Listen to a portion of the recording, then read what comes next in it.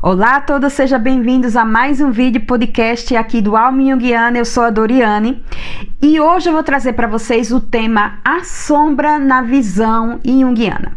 Tendo como inspiração o canal Ler Até o Amanhecer, que eu sou fã, né? Jung, vinheta.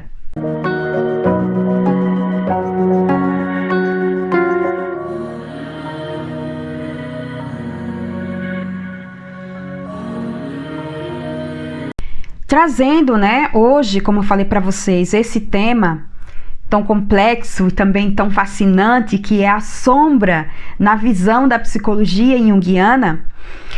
Sempre quando eu trago temas que são assim de uma forma isolada, como o tema sombra, o tema ânimos, né, o assunto sobre o processo da individuação, sempre eu vou estar pontuando de que não é um conceito, uma coisa largada, separada, né, dissociada. E quando o Jung ele traz e coloca, né, esse nome, né, sombra, ânima e ânimos, não é uma coisa de que ele carimba, mas é sempre partindo de algo empírico, né? Dessa experiência empírica, a experiência clínica, diante dos fenômenos psíquicos. Então, se coloca um nome, mas ali agrupando fenômenos que são semelhantes. E traz, né, aí como um nome a sombra, ânima e ânimos, mas sempre lembrando, gente, não é uma coisa assim, esse aqui é a sua sombra, esse aqui é o seu ânimo, não é dessa forma. Era só isso que eu gostaria de fazer, esse apontamento, antes da gente começar. Bem, se a gente pensa em sombra, nós temos que pensar também que há a luz, porque sem essa luz não tem como se projetar uma sombra, tá? Então, sempre nesse paradoxo. E trazendo para esse contexto psicológico, Jung, quando ele vai falar a respeito da sombra, a princípio a gente vai entendendo de que parte desse inconsciente pessoal. A sombra, ela vem nesse contraponto com o ego, com a persona. Por quê? Porque no início do desenvolvimento, a criança, inicialmente, ela é puro inconsciente, né? E mais precisamente esse inconsciente coletivo. À medida que essa consciência vai se desenvolvendo, que é claro, a partir dessa experiência com o mundo exterior, né? Também com o mundo interior, essa interação com outras pessoas, com o mundo, essa persona, né? Ou seja, voltando lá atrás, essa consciência vai se formando. E nessa formação, nessa interação com o externo, essa criança que vai se desenvolvendo como um indivíduo, né, como uma pessoa, essa sombra vai se formando a partir de que esse ego, né, que é o centro da consciência, ele vai se formando e que ali nessa interação com o meio vai se selecionando aquilo que não é permitido, aquilo que não é agradável, aquilo que não é bonito, aquilo que não é aceitável diante desse ego, né? Então, claro, papai e mamãe na escola, os avós, os irmãozinhos. E neste contexto, nessa interação com essas pessoas, com essas figuras, vai se entendendo ali de que não, eu não posso fazer determinadas coisas, essa atitude não é permitida, essa atitude não é aceitável, ela não é respondida de acordo com, como se diz, uma resposta positiva do externo. Então, essa criança que, eu fiz aqui, eu quebrei isso aqui, eu bati no irmãozinho. E aí vem o pai e a mãe, isso aqui né, eu tô colocando de uma forma bem mais prática pra gente entender. Então, esses pais passam, não, você não pode fazer isso, isso é feio, você não pode machucar o seu irmão, você não pode quebrar, você não pode fazer determinadas coisas, e também tendo ali um reforço positivo ou negativo diante dessa minha atitude no mundo, né? Então, alguns comportamentos, né? Algumas, vamos dizer assim, né? Forma de agir vai ficando mais na penumbra, né? E esse ego, ele vai aceitando mais determinadas atitudes. E partindo daí, formando-se uma persona. Quem é essa pessoa que eu quero que as pessoas me vejam, que me aceitem, que quando pensar em Doriane, a persona é essa pessoa que eu me apresento para os outros, né? Aí vamos andando um pouco mais para frente, saindo desse contexto infantil e indo mais ali adolescente, começo da vida adulta, e aí vai ficando mais denso, mais complexo esse conteúdo da sombra. Por quê? À medida que a gente vai tendo mais experiência com esse mundo, com essas pessoas, minhas relações no ambiente de trabalho, nos relacionamentos afetivos, na família, em vários contextos, ali, né, vai se formando também ali a minha persona. Quem é essa pessoa que se apresenta, né? E aquilo que eu não quero, justamente aquilo que eu não quero que as pessoas vejam, mas não só, porque aqui que eu tô dizendo a persona, né? Como eu me apresento, mas até para mim, quer dizer, o meu ego, tá? Então, eu me vejo uma pessoa que não tem inveja, que não é egoísta, porque geralmente são esses, né? Esses elementos aí que são reprimidos, que são negados, que é coisa feia, né? Isso é muito feio. Então, como inveja, egoísmo, mesquinhez, maldade, né? Outras e outros. Então, bem, ali, né, tem aí o caldeirão desse conteúdo sombrio. Mas aqui a gente está falando de um conteúdo sombrio muito mais individual, claro, porque é a minha experiência individual, né, nesse desenvolvimento, que vai ali selecionando o que vai para a sombra e o que não vai para a sombra, o que o meu ego ali acha como conveniente, como aceitável. Falando mais desse consciente individual, essa sombra individual, mas também tá ampliando aí, essa sombra ela não é só individual, também há essa sombra coletiva. Essa sombra que não faz parte apenas de mim, mas é de uma coletividade, tá? E essa sombra coletiva a gente pode ver muito claramente em movimentos políticos, religiosos, e uma série de outras, né, de outros contextos. Então, essa sombra coletiva, vamos colocar aqui, por exemplo, quando um grupo, né, de pessoas elege inimigo, né, ou um bode expiatório. Pessoas que são ali grupos opostos, vamos dizer assim, que são colocados como inimigos, como opostos, como grupos que são contra ao meu grupo. Então, essa sombra coletiva que vai falar não só de mim, mas dali do contexto ou do grupo que eu, pelo menos acredito ou sinto que faço parte, né, contra algo. Né? Isso aqui é um exemplo, tá? Mas essa sombra coletiva, ela pode também, quando a gente fala assim do demônio, né? O que é monstruoso, algo que é... Gente, tudo aquilo que vai sair desse contexto individual, né? Então, vamos recapitular. Essa sombra que parte aí desse início do desenvolvimento, né, a formação da consciência e o ego, né, vai selecionando aquilo que vai ficar na penumbra e aquilo que vai ficar ali mais em evidente, que é o que eu quero mostrar para as outras pessoas, formando aí também a minha persona, tá? A sombra, ela pode ser individual, como também ela é coletiva.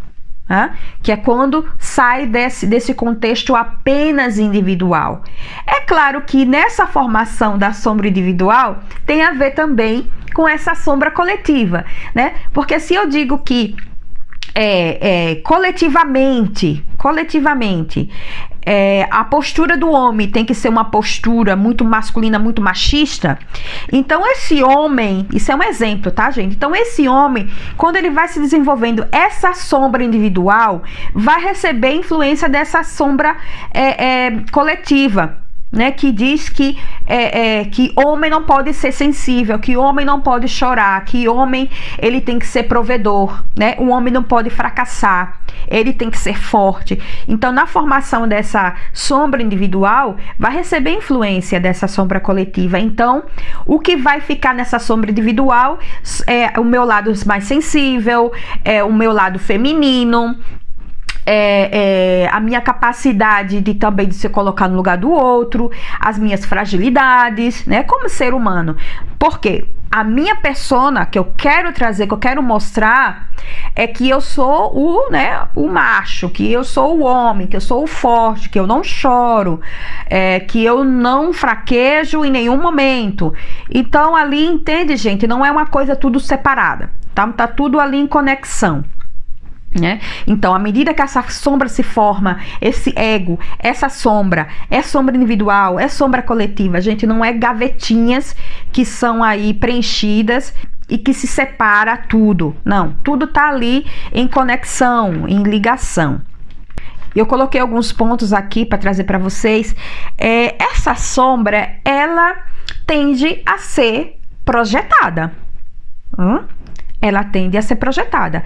Quanto mais ela é inconsciente, né? Quando eu me coloco naquele lugar, quando eu me identifico, principalmente, olha aí, quando eu me identifico com essa persona, eu acho, né, ali, de que eu sou aquela persona.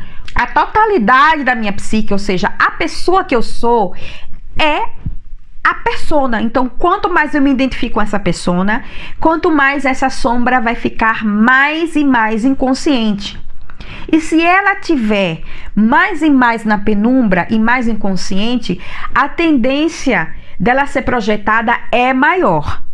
Claro, nós projetamos, nós estamos sempre nessas projeções, mas aqui eu estou falando dessa intensidade. Quanto mais inconsciente, quanto mais esse conteúdo sombrio, aqui eu tô colocando, até então, né, eu tô colocando aqui como um centro esse tema da sombra, mas de uma forma geral, claro, todos os conteúdos que eles são mais densos, mais inconscientes, a tendência de ser projetado é maior, né? Então, esses conteúdos sombrios, mais inconscientes, eu projeto.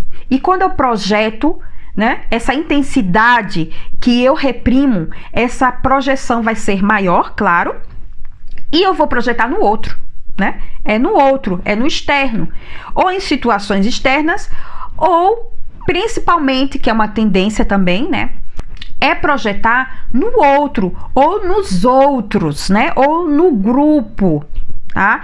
Então, colocando num exemplo aí, grosso modo, então eu sou europeia, né? Então eu faço parte da raça europeia, branca, né? Pura. Então o inimigo vai ser aquele que não é. Quanto mais eu tenho ali inconsciente de que eu sou um ser humano como outro qualquer, tá? Com fragilidades, com defeitos, com imperfeições, com coisas que o ego aí não aceita, né? Não vê com bons olhos, eu vou dizer, tá, então o que é diferente de mim, né? Vamos colocar como exemplo, então, as pessoas que vêm de outros países, ou asiáticos, ou da América Latina, são seres mais inferiores, são incapazes, não trabalham, são preguiçosos. Então, eu vou colocando ali coisas que também do meu contexto psíquico, né? Do meu conteúdo sombrio, né? E eu projeto no outro. Então, se eu estou inconsciente desses conteúdos, eu vou projetar com mais frequência e com mais intensidade no outro. E que isso acarreta? Acarreta, claro, são relações distorcidas, esse contato com o outro é um contato que não é, né, genuíno, que tem um distanciamento desse outro, né? Eu me distancio mais e mais do outro, né? Por isso que é muito importante que Jung ele está sempre falando isso em diversos textos, né? Essa questão dessa conscientização, desse contato com esses conteúdos. Nunca, gente, nunca esses conteúdos inconscientes vão ser totalmente assimilados. Assimilado é o quê? É quando eu aproximo esses conteúdos desconhecidos, obscuros, eu faço uma aproximação com a consciência, coloco luz nesses conteúdos, tá? E essa assimilação, ela vai fazendo uma integração, integrando aqueles conteúdos, trazendo para a consciência, sabe? Colocando luz nesses conteúdos, que, mais uma vez, o inconsciente, ele não se esgota, nós não vamos estar 100% conscientes, mas quanto mais consciente de si, né, dessas imperfeições, das fraquezas, né, das impurezas, vamos dizer assim, quanto mais consciente, essas relações, elas são mais genuínas, ou vamos dizer assim, elas são menos densas, né? Há uma aproximação maior desse sujeito com o objeto, ou seja, eu estou dizendo objeto, gente, mas aquilo que está fora do sujeito, tá? Um outro ponto, eu coloquei aqui a questão da projeção, mas uma coisa que eu quero trazer aqui é que a sombra, ela não é necessariamente sempre negativa, tá? Então, terrível. Não. Por quê, gente? Porque esse conteúdo, né, sombrio, quando ele passa a ser, né, ali obscuro, desconhecido, inconsciente, passando por esse processo, né? Gente, aqui eu tô colocando aqui até então essa sombra, né, pessoal, que a sombra coletiva, ela ainda passa aí esses limites, mas esses conteúdos, eles também têm ali um potencial criativo, não é de todo mal, não é de todo ruim, tá? Não necessariamente, a gente não coloca ali um carimbo que de todo mal, mas é o ego ali daquele indivíduo, daquele sujeito que coloca como que esse conteúdo é negativo, mas não necessariamente, Vamos colocar aqui um exemplo, e ali puxando também um exemplo para a sombra familiar, né? A sombra que pertence a uma família. Então, um indivíduo que cresce numa família de artistas, de pessoas criativas, de pessoas que estão ali mais voltadas para as artes. Então, esse indivíduo que nasce nessa família, tá? Então, os pais, os irmãos, todos voltados para esse contexto, né, das artes. Então, se esse indivíduo que nasce nessa família, ele sai desse contexto, eu não quero ser artista, eu não quero ser pintor, eu não quero ser ator, eu não quero ser cantor. Isso é um exemplo, tá, gente? Pra gente trazer aqui pra prática. Então, esse indivíduo que ele não, né? Eu quero trabalhar com as máquinas, eu quero ser um engenheiro, eu quero trabalhar com números, né? Eu quero trabalhar com algo mais concreto, algo mais pragmático, com máquinas ou com computadores. Aqui é um exemplo, tá? E essa família, e ele sabe que à medida que ele vai ali crescendo, tá? Os pais valorizam e dão um reforço positivo para os irmãos, né, que estão ali mais naquele contexto das artes. E essa criança que vai ali percebendo que, mas né, eu não tenho interesse, o meu campo de interesse é outro. E ele vai percebendo que para receber a atenção e o amor dos pais, ele tem que negar colocar na sombra, né, nesse inconsciente, o que ele realmente deseja. Porque aí tem dois caminhos.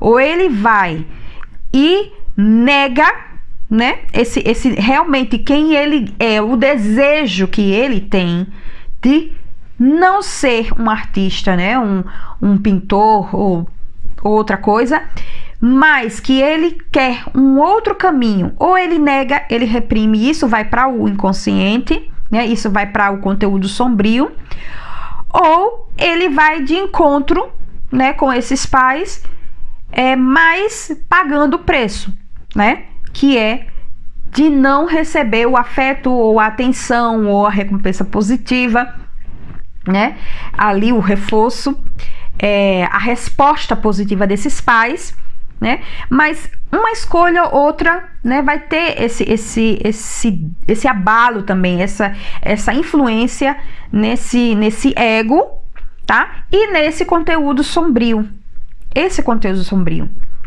Então, aqui falando de uma sombra familiar. E aí, voltando, quando eu digo que essa sombra, ela não é de todo mal, vamos dizer que esse mesmo sujeito, lá depois dos 45 anos, ele vamos supor que ele foi pelo caminho que os pais desejaram. Tá? Então ele foi fazer artes cênicas, ele foi trabalhar com arte, fazendo pinturas, mas ali ele tá forçando algo que tá ali desconectado com ele mesmo. Então ele passa ali a vida toda. E com isso, né, vamos ali colocar ali, já trazendo aí à tona, trazendo sintomas neuróticos, né, tendo a conta, né, pagando a conta, né, dessa desconexão. Então, lá na frente, esse sujeito, né, diante do impacto psicológico intenso, vamos dizer aqui que ele depois passa por uma análise, passa ou não passa, tá, gente? Não é que só acontece isso se fizer análise, mas vamos colocar aqui o exemplo. E diante do impacto psicológico, ele percebe de que ele viveu a vida toda, né, negando. E o que está na sombra? Né? Conteúdos aí sombrios que têm um valor criativo para o desenvolvimento psíquico desse sujeito, tá? Então ele acessa isso que tá ali, né? Mas na verdade, o que ele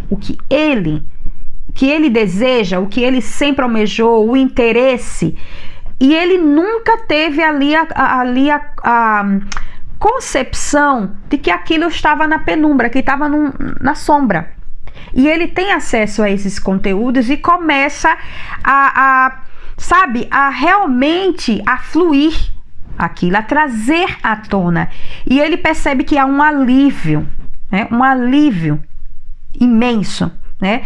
Uma conexão, uma descoberta, como o nome, descoberta, algo que estava coberto e que vem à tona, tá? Aqui é um exemplo que a gente está trazendo aqui. Então, esse indivíduo que ele começa a acessar. Então, a sombra, ela não é de todo mal. Ela não traz só apenas conteúdos negativos. Mas sim, né? A tendência, gente, a tendência é que esses conteúdos sombrios, aquilo que é socialmente negado, que não é aceito, geralmente são esses elementos que vão para a penumbra, né? Que vai para a sombra, né? Sempre lembrando que há essa ligação da sombra individual com a sombra coletiva, né? Bem, então avançando aqui, o que é que a sombra tem a ver com o processo de desenvolvimento psicológico do indivíduo? Tudo, porque vamos olhar para esse exemplo que eu trouxe aqui para vocês, tá? Quando esse indivíduo ele entra em contato com esses conteúdos sombrios, é aí o primeiro momento, é a primeira, ali o primeiro, vamos dizer ali a primeira camada, porque, vamos dizer, o buraco é mais embaixo, mas para esse desenvolvimento psicológico, né, ele ir ali, ele fluir, ele acontecer, ele se processar, como se diz o processo de desenvolvimento, o primeiro impacto que o indivíduo tem é aquilo que ficou na penumbra, que é a sombra, né? Eu já tenho um vídeo aqui no canal que eu falo assim de uma forma bem introdutória, como eu também estou trazendo aqui, a respeito da sombra, sobre o processo de individuação, sobre as fases da individuação. Então, esse confronto, esse encontro com a sombra é ali a primeira, é como se fosse a primeira passada que o indivíduo dá nesse processo, que não é fácil, que não é algo assim, sabe, mágico, não é um pensamento mágico aqui, eu vou lidar com a minha sombra, depois com a ânima, é algo assim bem doloroso, porque não é fácil pro ego olhar para essa dimensão, né, para esses conteúdos, tá? Porque há um abalo da forma como o indivíduo se enxerga, da forma como o indivíduo se coloca no mundo. Não tem como mexer uma peça, vamos dizer assim, uma peça de um quebra-cabeça sem mexer as outras, tá? Você pode tentar, mas à medida que você mexe, algo modifica, tá? A imagem se modifica.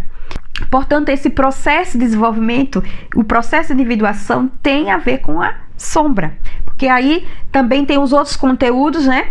Que vocês já devem ter, se vocês assistiram um vídeo, ou se vocês já leram, vocês vão entender de que tem a sombra e também a ânima, o ânimos, o self.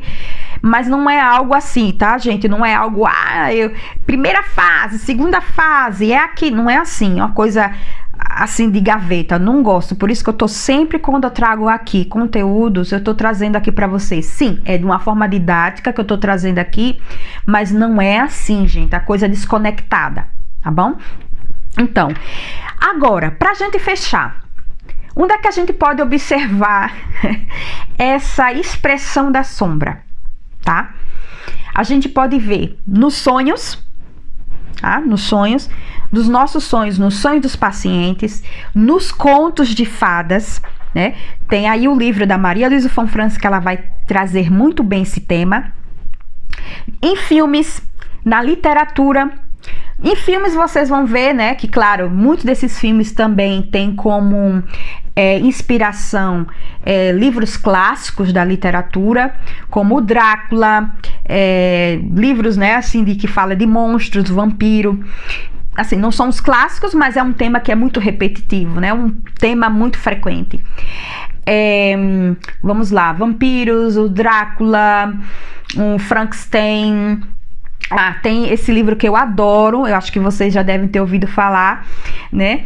Que é do Oscar Wilde, que é O Retrato de Dorian Gray. Fala também, vocês vão perceber isso, elementos da sombra ali. Um clássico assim, gente, que é o Médico e o Monstro, né? Acho que tá assim, tá? Né? Acho que eu falei correto. O Médico e o Monstro, vocês vão ver de uma forma bem assim, bem pura, vocês vendo ali essa questão da sombra, o que tá sombrio, a persona, como eu me apresento, como eu quero que as pessoas me vejam. E quanto mais eu me identifico com essa persona, essa sombra passa a ser assim, monstruosa, perigosa, tá? Então, nesse clássico, né, O Médico e o Monstro, e outras, né, gente, e outros filmes, livros, literatura, como eu falei para vocês, sonhos, vocês observam também muitos, a gente pode observar muito em sonhos de crianças, tá? Então, esse tema, gente, é muito interessante. No pensamento junguiano, o que é a sombra? Tá? A sombra, que é um arquétipo, né? E que faz parte ali dessa estrutura psíquica, tá? Uma outra coisa, onde encontrar na literatura junguiana e de Fonfrance a respeito da sombra. Já falei aqui da Maria Luísa Fonfrance, a sombra nos contos de fada. Eu vou colocar depois na descrição e vou postar também no Instagram, @almajunguiana. Me seguem lá. De Jung, vocês vão ver em Aion, né?